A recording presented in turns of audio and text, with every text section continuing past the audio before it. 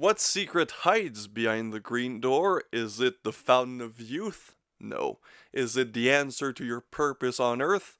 No, it's actually just penises. Like, a lot of penises. 70s was the decade of soft cocks and cocaine. Behind the Green Door is a film from the Mitchell brothers starring Marilyn Chambers, who some of you might familiar because she starred in David Cronenberg's masterpiece Rabid. But before going a bit more mainstream, she had a small career in the adult industry during the Golden Age. This is creepy. This is not getting me turned on. This is scaring me, movie. By the way, this is gonna be heavily censored, obviously, so if you want to support my Patreon, go support it. Is that a fucking cult? Is this porno gonna turn into the Jim Jones story? Everybody's just gonna commit suicide at death.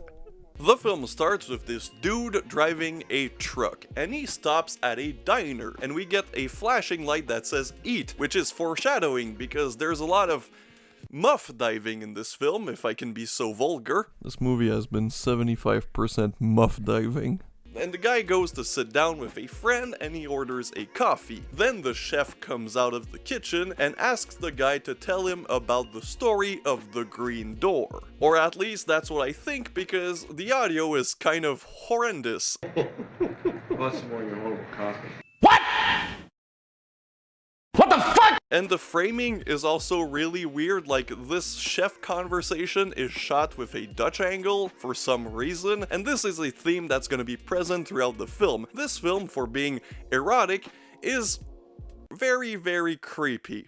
Am I supposed to be turned on or puke in my mouth? After that, we get the opening credit with Marilyn Chambers driving, which kind of reminded me of the opening credit of Rabid. Maybe David Cronenberg was a big fan of this one. And she stops at this kind of hotel resort, I'm not too sure, because I was distracted by the head of the guy at the front desk. Must have been difficult to do the lighting on such a reflective, egg-headed shape. If you stay with us, we'll be very pleasant. After that, we get our two main characters, I guess, one of the dude from the beginning and a friend who tells this very convoluted, weird-ass story that I had difficult comprehending because, again, the audio is really bad. Speaking of that, the guy telling the story does look like a fatter, older David Hess.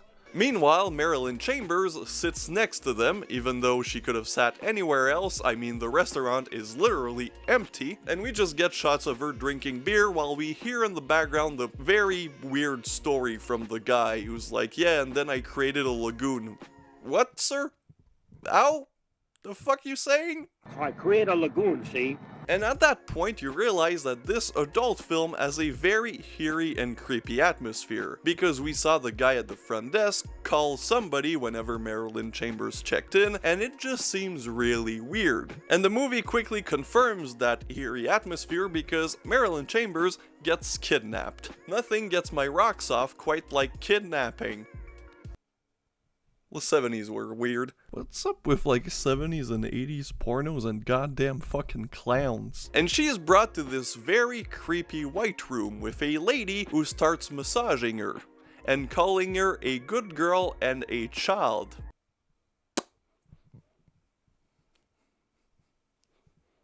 Very cool. This is unsexy dialogue. And as she massages her feet, we get what is probably the first instance of foot fetishism in an adult film. Thank you. Very cool. The Mitchell brothers were ahead of their time. Marilyn Chambers invented foot fetishism. The lady is waxing poetically about stuff, and then we cut to the stage, where we see a crowd of people with masks. Not like face masks, but like eye masks, and yeah, seems very creepy. To add to the creepy nature of this room and theater, I guess, there's a lot of shots of women dressed as clowns. Miming. Now, I've seen a lot of Golden Age adult films, and they seem to be obsessed with creepy clowns miming shit. It just makes me uncomfortable. How am I supposed to be aroused? I don't like clowns. That clussy going wild. Anyways, after we get a clown performance, everybody sits down and we get a narrator telling the crowd to be quiet. The narrator also explains to the crowd that they just committed a goddamn felony. But nobody seems to bat an eye, and then they take out Marilyn Chambers. And we get the meat and potatoes of this film. Not gonna lie, this isn't very exciting. It's basically performance art mixed with adult stuff, as a group of 6 ladies dressed in all black just sensually touch Marilyn Chambers for what seems to be hours. There's no soundtrack, and at that point in the movie there's not even audio, which just really adds to the creepy nature of this. I was waiting at any moment for this to turn into a snuff film. But eventually, the audio guy realizes that he hasn't recorded audio and he presses record, and we get a couple of moans, but no soundtracks yet. During that time, we get shots of the crowd, who the people in the crowd seem to be enjoying themselves, because they're rubbing each other. And then finally, we get introduced to a new character, and whenever that character came out of the green door, which, yeah, by the way, the green door is on the set, I was quite shook.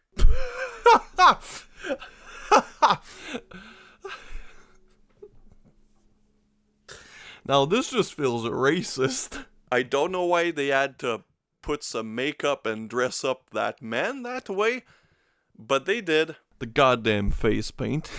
And then he has intercourse with Marilyn Chambers, but cinematography in adult films was still at the very early stage. So we don't really see anything. It's mostly shot from behind the dude, and we see his back and his arm more than we see Marilyn Chambers, who's supposed to be the reason we're here. Okay, yeah, tilt up, go, yeah, we can almost see a face. Come on, man. What the fuck is going on? Thank you. Just move your arm, dude. Move your arm. This is supposed to be titillating, and all I'm seeing is like half a face and some dude's arm. After a while, there's actually a jazzy soundtrack that starts, and it kind of follows the man's movement, if you know what I mean. But the lighting is very harsh, and clearly the lights were really hot, so it's very sweaty. And we haven't seen his penis in a while. They could be just dry humping. But eventually he nuts, and I thought this was gonna be over, but no, there's more. There's still like an hour left of the film. She breaking out of her hypnotic trance? A dick too good. So we get this tentacle kind of looking sex swing that falls off the ceiling, and our crowd gets even more rowdy as they start to get naked and get very comfortable with each other. Then they bring Marilyn Chambers back out, and she's just kind of being held very loosely, but then there's man on the swings and she just starts to do her business for, again, what feels like hours. Now this is really what we call a daisy chain. And after a while, I realized that there's also a man under her doing his business. Couldn't really tell. Again, this is shot very poorly. You could make an entire toothbrush out of these pubes. And in between that, the crowd gets even rowdier and they start to do their business together. Man, I am gonna need a pick-me-up after this.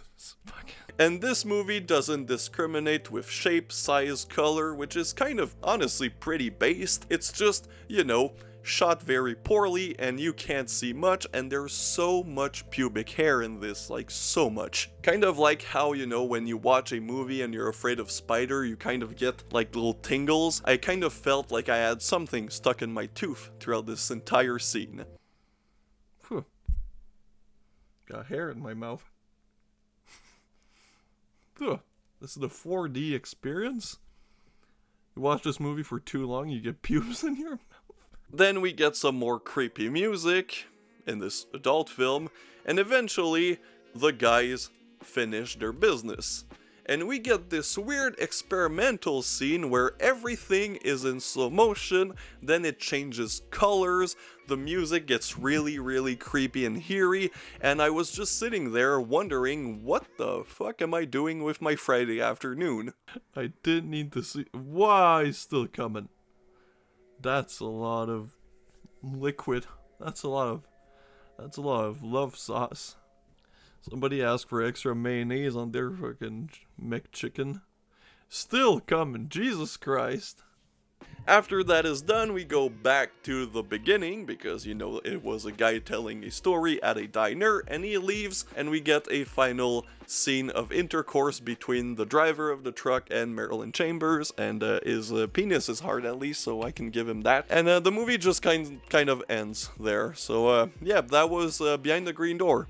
Kind of an anticlimactic ending to one of the weirdest, silliest little adult film I've seen in a while. I create a lagoon, see? So, what did I think of Behind the Green Door? Well, other than the historical importance and this kind of being a pioneer, especially for weird adult films, and this would kind of lead to Night Dreams, which is the ultimate weird adult film, which I covered a couple of months ago, I didn't really care for this one.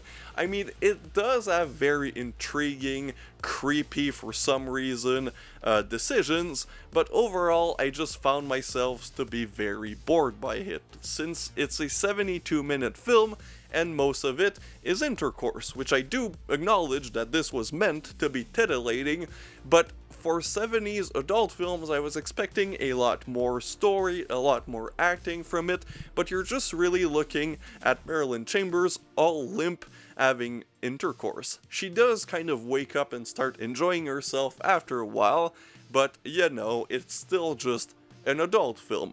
I would only recommend this if you're really curious about the history of adult cinema, as I kind of am, but I wouldn't recommend this to your normal average 70s exploitation fan.